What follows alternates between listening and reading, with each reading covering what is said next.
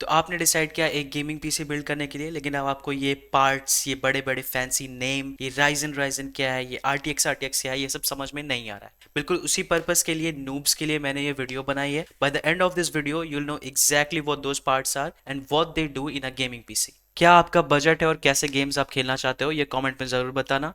Okay, without wasting any more time let's dive in. Now components की बात करने से पहले हम बात करेंगे बजट एंड रेजोल्यूशन के बारे में। तीन टाइप की रेजोल्यूशंस बेसिकली गेमिंग में होती हैं: 1080p, 1440p and 4K।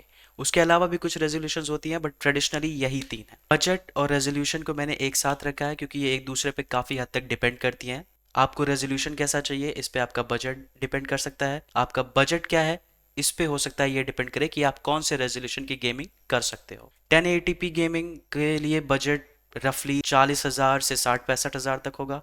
1440p gaming के लिए रफली बजट 60,000 से 80-90,000 तक होगा।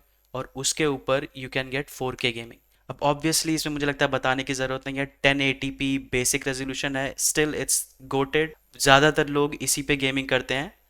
उसके बाद 1440p स्वीट स्पॉट माना जाता है। 4K बिल्कुल टॉप टीयर रेजोल्यूशन है। अब बात करें अगर कंपोनेंट्स की, तो कुल मिला के मेजर 7 कंपोनेंट्स होते हैं गेमिंग पीसी में। मॉनिटर उसका पार्ट नहीं होता, उसको पेरिफेरल में काउंट किया जाता है। ज़्यादातर लोगों को ये कंफ्यूजन होती है, बट गेमिंग पीसी में मॉनिटर काउंट नहीं होता। सबसे पहला उसमें आता है सीपीयू एंड जीपीयू। अब सीपीयू एंड जीपीयू को एक साथ मैंने क्यों बनाया है, क्योंकि इसी पे आपका मेजॉरिटी पैसा जाएगा। इसी पे डिपेंड करेगा कि आपका बजट क्या होगा और आप किस रेजोल्यूशन पे, किन सेटिंग्स पे गेमिंग कर सकोगे। When it comes to CPU, आप जानते हो उसका क्या काम है। It's a central processing unit, सारे टास्क वो ही हैंडल करता है at most of the time. RAM के साथ मिलके और एसएसडी वगैरह इंटरनल स्टोरेज का यूज़ करके इसमें कोर्स और थ्रेड्स होते हैं। उतना डीप आपको जाने की ज़रूरत नहीं है, बस आपको प्रैक्टिकल नॉलेज चाहिए इसके बारे में। और जीपीयू जो होता है वो ग्राफिक प्रोसेसिंग यूनिट है।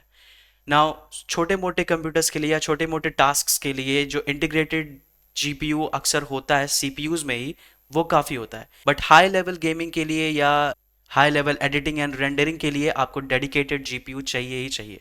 सबसे महंगा पार्ट जीपीयू होता है, उसके बाद सीपीयू होता है। यही दोनों डिसाइड करते हैं कि आपके बाकी सारे पार्ट्स क्या होंगे। यही एक ग्राउंड वर्क रखते हैं basically rest of the components के लिए। इंटेल के प्रोसेसर्स का नाम है जैसे core i5, core i3, core i7, ये सारे इंटेल के सीपीयूज हैं।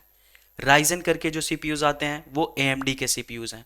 दोनों ही बहुत ही बेहतरीन सीपीयूज हैं, स्पेशली गेमिंग के लिए दोनों ही काफ़ी कॉम्पिटिटिव हैं। जब बात आती है जीपीयू की, तो RTX करके जो जीपीयूज हैं, ग्राफिक कार्ड्स हैं, वो एनवीडिया के हैं।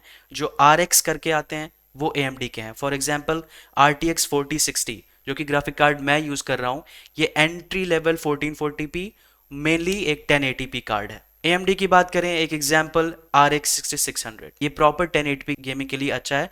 बट मेरे रिकमेंडेशन क्या है ये मैं बाद में एक अलग वीडियो बना के आपको बताऊंगा। अब आती है बात रैम एंड इंटरनल स्टोरेज की। RAM stands for random access memory. ये सीपीयू के साथ मिलके इमीडिएटली टास्क्स जो प्रोसेस करने होते हैं उसमें काम आता है। आजकल गेमिंग में इसकी वैल्यू बहुत बढ़ गई है।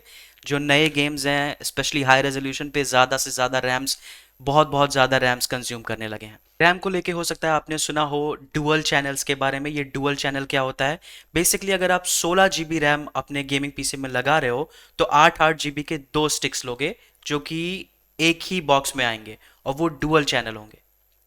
ये 16 GB का एक रैम लेने से कहीं बेटर है। ये आपको ज़्यादा स्पीड प्रोवाइड करवाता है, कम लेटेंसी होती है। बात करें रैम कितना चाहिए होता है, ज़्यादातर लोग 16 GB अभी भी यूज़ कर रहे हैं और ये अभी भी काफ़ी है गेमिंग के लिए। जितने भी मॉडर्न गेम्स हैं 1080p खेलने के लिए। अब इंटरनल स्टोरेज पहले हार्ड डिस्क और सेटा भी यूज़ किया जाता था, बट अगर आप गेमिंग करना चाहते हो तो SSD इज़ रिकमेंडेड हैविली। आप बिल्कुल भी हार्ड डिस्क या सेटा मत लेना। SSD बस एक इंटरनल स्टोरेज का एक टाइप है। जैसे हार्ड डिस्क और सेटा है, वैसे ही SSD भी टाइप। सबसे मॉडर्न, सबसे फास्ट, सबसे एफिशिएंट डिवाइस है SSD स्टोरेज के लिए। Now let's jump to motherboard. Motherboard के बारे में बहुत कुछ है, बट आपको इतना ही जानने की ज़रूरत है कि ये वो प्लेटफॉर्म होता है जिसपे आप ये सारी चीज़ें बिल्ड करते हो, जिसपे आप ये सारी चीज़ें लगाते हो, सबको एक साथ कनेक्ट करता है और आपस में कोऑर्डिनेट करवाता है। अब मदरबोर्ड आप कौन सा लोगे, ये हैविली डिपेंड करता है CPU पे कि आपने CPU कौन सा लिया हुआ है। बात करें अगर AMD CPUs की, तो उनके लिए दो चिपसेट्स आते हैं, AM4 और AM5। बात करें इंटेल के सीपीयू की, तो उनका जो सबसे पॉपुलर है वो LGA 1700 है। हालांकि और भी प्लेटफॉर्म्स हैं, और भी चिपसेट्स और भी मदरबोर्ड के प्लेटफॉर्म्स हैं, बट मोस्ट प्रोबेबली आप इन्हीं तीनों में से एक यूज करने वाले हो। अब ये तीनों के अपने अपने मदरबोर्ड्स हैं। AM4 के लिए B450 एंड B550, AM5 का है B650, LGA 1700 का B760, और इनके और भी कई सारे आते हैं। ये मैं आपको बस कुछ एग्जांपल्स दे रहा हूँ मदरबोर्ड्स के। हर मदरबोर्ड में वाईफाई और नॉन वाईफाई वेरिएंट आता है। अगर आप वाईफाई वाला लोगे तो उसमें वाईफाई और ब्लूटूथ दोनों इंक्लूडेड होंगे, वरना आपको बाहर से डोंगल वगैरह यूज़ करना पड़ेगा या बाद में वाईफाई कार्ड ऐड करना पड़ेगा। बट अगर आप डोंगल वगैरह या कार्ड वगैरह बाद में इंस्टॉल नहीं करना चाहते हो तो आप वाईफाई वेरिएंट ही लेना। वो थोड़ा सा महंगा पड़ता है but it's worth the money.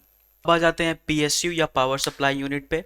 इन सारे पार्ट्स को पावर चाहिए, ऑब्वियसली इलेक्ट्रिसिटी चाहिए, बट सबको एक जैसी नहीं चाहिए और सबको क्लीन और स्टेबल चाहिए। उसके लिए यूज होता है पावर सप्लाई यूनिट। ये कई सारे वॉटेज रेटिंग्स में आता है, 550 वॉट, 650 वॉट, 750 वॉट, उसके नीचे और उसके ऊपर भी। इसमें दो सर्टिफिकेट्स होते हैं, ब्रॉन्ज सर्टिफाइड या गोल्ड सर्टिफाइड। बजट बॉलर्स ज़्यादातर ब्रॉन्ज सर्टिफाइड यूज करते हैं। दोनों बेसिकली प्रोटेक्शंस के हैं। ब्रॉन्ज सर्टिफाइड में थोड़ी कम प्रोटेक्शन है compare to gold certified, but bronze certified is definitely enough for you if you are on a budget.